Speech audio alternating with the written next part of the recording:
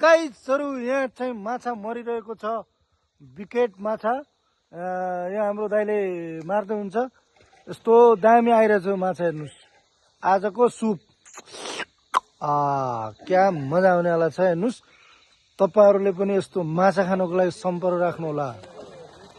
oh my God खतरा खतरा माछा यत्रो खतरा माछा आइरहेछ हेर्नुस् यो माछा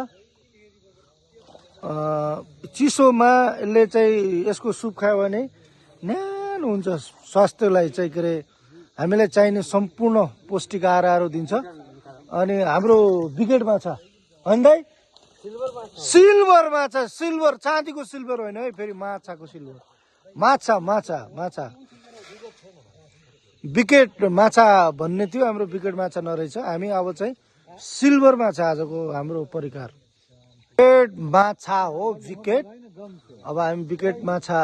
लिँदैछौँ यो रमाइलो ठाउँ छ यस्तो पर्यावरण पनि सुन्दर ठाउँ रहेको छ अनि यस्तो ठाउँमा चाहिँ ओ हो पुरै हेर्नुहोस् माछा पुरै हलचल गर्दैछ हलचल अनि यहाँ माछा चाहिँ जम्मा भएको छ त्यो माछा जम्मा भएको माछालाई हामीले चाहिँ टक्कै ल्याएर आजको चाहिँ विशिष्ट परिकारले हामी चाहिँ